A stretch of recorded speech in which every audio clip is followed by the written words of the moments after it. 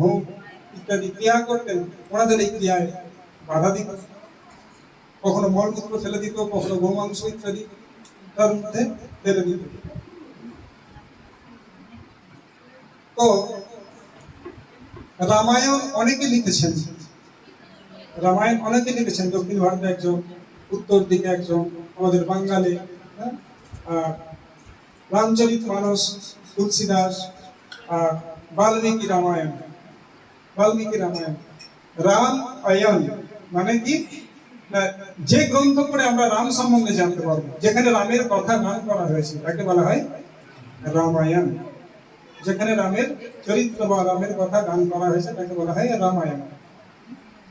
আগেকার যুগে যখন বৈদিক সমাজ ছিল, তখন মানুষের কাছে ইলেকট্রিসিটির ব্যবস্থা ছিল না, আর এই মোবাইল তো ছিলই না। তাহলে সন্ধ্যার আগে পর্যন্ত তারা কি করতো, রান্না বান্না সেরে নিয়ে তাদের যা প্রসাদ নেওয়ার নিয়ে নিত, আর সন্ধ্যার পর তারা বসে কি করতো, প্রত্যেকটি গৃহে কি চলতো, রামায়ণ মহাভারতের কথা, তাই তো?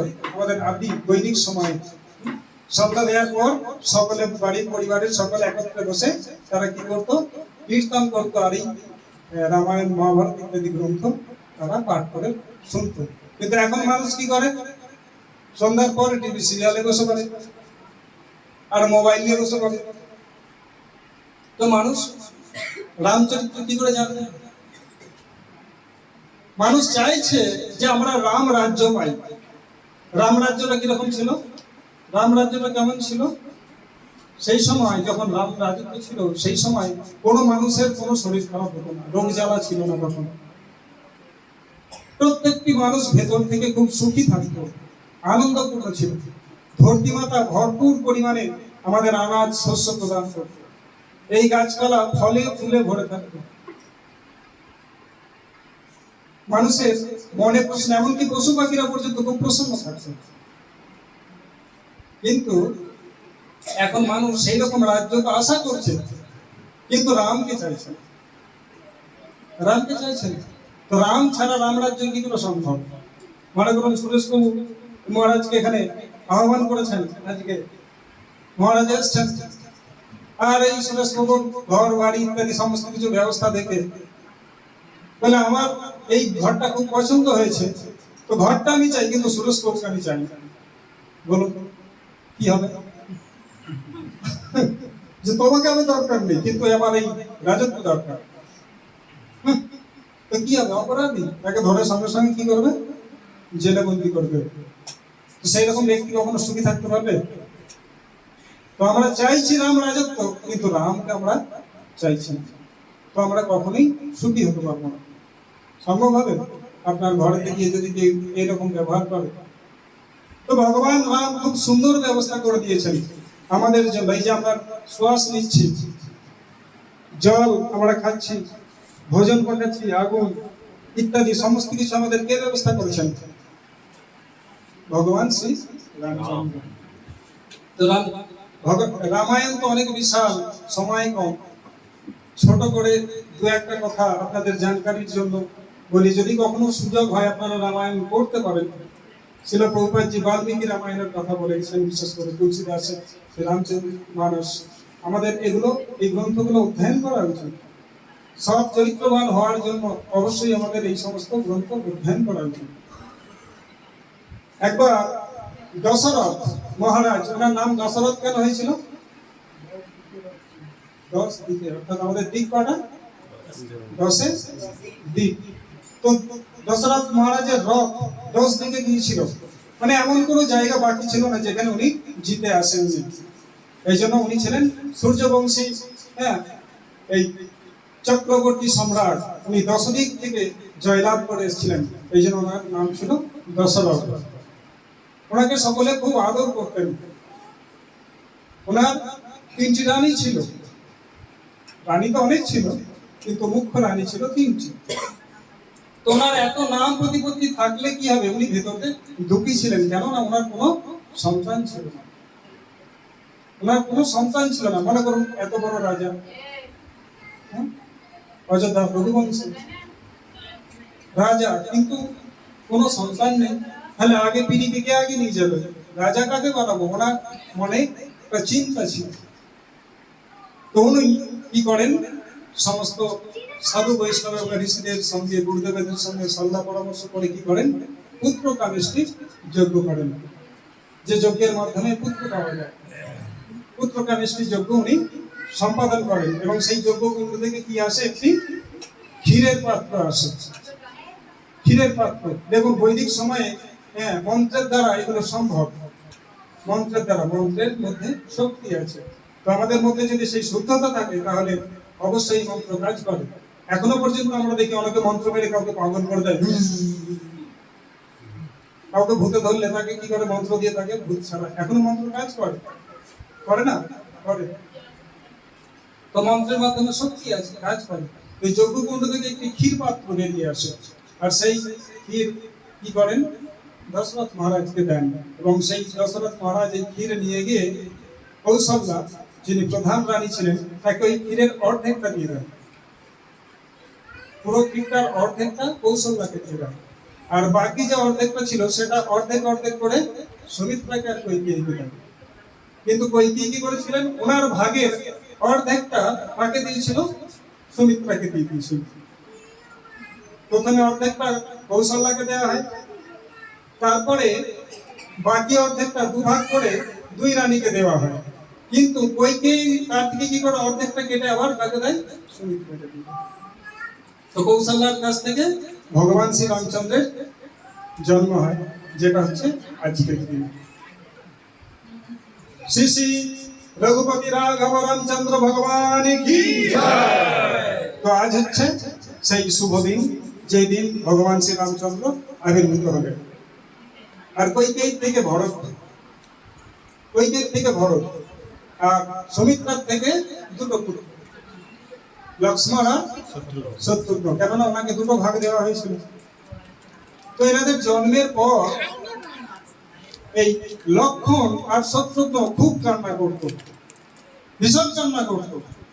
চুপ করানো তাদেরকে দায় হয়ে উঠছিল। তো সকলে বিচার করে দেখলেন, এদের চুপ করতে গেলে কি করতে হবে, না এদের সঙ্গটাকে আলাদা করতে হবে। রাম আর ভরত ছিল, শত্রুঘ্ন আর লক্ষ্মণ ছিল। ওটাকে ঘুরিয়ে কি করা হলো, রাম লক্ষ্মণ আর ভরত শত্রুঘ্ন।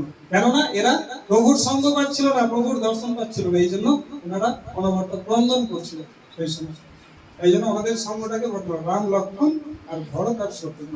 তখন তারা শান্ত হল, শান্ত হল। তারপর ওনারা তো, দশরথ মহারাজের তো আনন্দের সীমা নেই। এইভাবে তারা ধীরে ধীরে ধীরে ধীরে বড় হতে লাগলো। ভগবান রামচন্দ্রের যখন 12 বছর বয়স, তখন এই নেপালে জনকপুর বলে জায়গা আছে, জনকপুর ধাম, সীতা মহারানী বাবা জনক রাজার দেশ। সেই সীতা মাতার সঙ্গে ভগবান রামচন্দ্রের বিবাহ হয়। কত বছর বয়সে? 12 বছর বয়সে। তো ভগবান রামচন্দ্রের বয়স যখন 40 বছর, তখন এই বাল্মীকি মহারাজ কি করেছেন, এই রামায়ণ লিখেছেন। রামায়ণ লিখেছেন, কিন্তু উনি ছিলেন ত্রিকালজ্ঞ। ত্রিকালজ্ঞ কাদের বলা হয়, যে ভূত, ভবিষ্যৎ আর বর্তমান যারা দর্শন করতে পারে তাদের বলা হয় ত্রিকালজ্ঞ। তো উনি বাল্যকালের সমস্ত লীলা প্লাস বর্তমানের এবং ভবিষ্যতের সমস্ত লীলা উনি লিপিবদ্ধ করলেন। এই সাথে রামায়ণ বাল্মীকি লেখা। এই বাল্মীকি মুনি কে ছিলেন? আগে উনি ছিলেন দস্যু রত্নাকর, ডাকাত ছিলেন, পশু হত্যা করে বেড়াতেন। কিন্তু মহান ভক্ত নারদ মুনির কৃপায় উনি মহাভাগবত পড়লেন। এই হচ্ছে নারদ মুনির শক্তি, পাওয়ার। এই জন্য গুরুর, যেমন মহারাজ জি বললেন, গুরুর আনুগত্যে থেকে, কোনো ভক্তের আনুগত্যে থেকে যদি আমরা ভক্তি করি, তাহলে কিন্তু আমাদের ভক্তি পূর্ণতা প্রাপ্ত হবে। আর না হলে আমরা যদি নিজেদের মন মতো আজ এখানে কাল সেখানে এইভাবে যদি আমরা ভক্তি করে বেড়াই, সেই ভক্তি ফলপ্রদ হবে না। সেই ভক্তি ফলপ্রদ হবে না। কারো আশ্রয় থেকে আমাদের ভক্তি অভ্যাস করতে হবে। হরে কৃষ্ণ নাহি তেজ একটা অকারণ, অন্য জীবন মনে অকারণ। হ্যাঁ, যেমন আপনার যে ঘরেতে গাই আছে,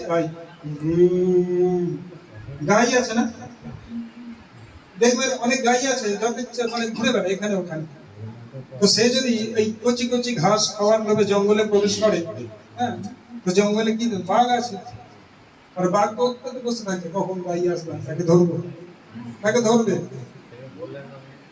তো মনে করুন একটা গাই ওরকম চলে গিয়েছে আর তাকে মালিক খুঁজছে, আর সে গিয়ে একটা দলের মধ্যে পড়েছে, পুকুরে পান থাকে না অনেক সময়, জল মরে যাওয়ার পর পা হয়ে যায় না, সেই পুকুরের ঘাস কচি কচি ঘাস থাকে, সে লোভে পড়ে গিয়েছে, আর সেই ঘাস খেতে গিয়ে সে পাকে পড়ে গিয়েছে, আর বাঘ তাকে তাড়া করেছিল, আর বাঘ ভয় লাগছে না, কিন্তু সেই গরুটার মনে মনে বিশ্বাস আছে যে আমার মালিক আছে, সে নিশ্চয়ই খুঁজতে খুঁজতে এখানে ঠিক আসবে, আর এই হ্যাঁ, আর সেই বাঘ থেকে আমাকে বাঁচাবে।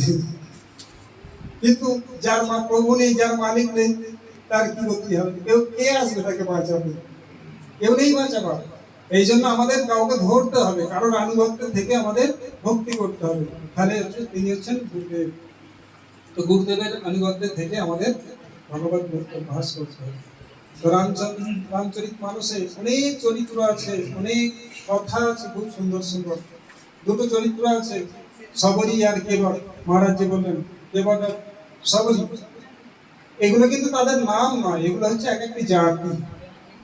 খেবট হচ্ছে একটি জাতি। খেবট কাদের বলা হয়? যারা খেয়া পার করে, মাঝি যারা নৌকা চালায়, তাদের কেবট বলা হয়। আর সবরী হচ্ছে সবর জাতি, কিন্তু তাদের নাম কেউ জানে না। তাদের নাম আছে অহলা চরিত্র, গৌতমী স্ত্রী অহলা। হরে কৃষ্ণ। সময় খুবই কম। আজ আমাদের সকলকে ভগবান শ্রী রামচন্দ্রের জন্য ক্রন্দন করা উচিত। বাস্তবে আমরা সকলে এই সংসারে কাঁদতে এসেছি, আমরা সকলে কাঁদতে এসেছি। দেখুন, জন্ম হয় আমাদের কাঁদতে কাঁদতে, মৃত্যু হয় আমাদের কাঁদতে কাঁদতে, আর এই যতদিন আমরা জীবিত অবস্থায় থাকি এর মধ্যে আমাদের এই কাঁদতেই হয়। তো ভগবানের জন্য কাঁদুন। আজকে বিশেষ একটা দিন, ভগবানকে নিজেদের হৃদয়ে স্বাগত জানান, নাম জপ করুন, ভগবানের কথা শুনুন, রামায়ণ শুনুন। আজকের দিনটি এইটাই, ভগবান শ্রী রামচন্দ্রের কৃপা লাভ করার একমাত্র উপায়। মহারাজের সঙ্গে আমরা কীর্তন করলাম, আমরা সমস্ত জায়গা দর্শন করলাম মানসিক রূপে, এবং কিছু কথা রামচন্দ্রের আমরা শ্রবণ করলাম। এইভাবে আমরা কি করতে পারবো? আমাদের মনুষ্য জীবনকে সফল করতে পারবো এবং ভগবান রামের ধামে আমরা ফিরে যেতে পারবো। হরে কৃষ্ণ কৃষ্ণ কৃষ্ণ হরে হরে, হরে রাম রাম রাম হরে হরে। এটা আমরা একটা ভজন গাই, রঘুপতি রাঘব রাজা রাম পতিত পাবন সীতারাম। রঘুপতি কেন বলা হয় ওনাকে? রঘুপতি কেন বলা হয় না? রঘুবংশে উনি এসেছিলেন বলে, রঘুবংশের পতি মানে রঘুবংশের ঈশ্বর, এই জন্য ওনাকে রঘুপতি বলা হয়। আর রঘুবংশে এসে উনি কি হয়েছিলেন? রঘুপতি, তারপরে রাজা রাম, তারপর উনি রাজা হয়েছিলেন। পতিত পাবন, উনি এসেছিলেন এই পতিত মানুষকে উদ্ধার করার জন্য। আর রাজা হয়ে যাওয়ার পর এবার কি করতে হবে? বিয়ে ধারা দিতে হবে। তাহলে বিয়ে হলো সীতা। এই জন্য এই ভজনটা গাওয়া হয়, রঘুপতি রাঘব রাজা রাম পতিত পাবন সীতারাম। পতিত পাবন শ্রী রামচন্দ্র ভগবান কি জয়, গৌর ভক্ত বৃন্দ কি জয়, গৌর প্রেমানন্দে হরি হরি হরে কৃষ্ণ। সবাই বলি, সবাই শুনি। হরে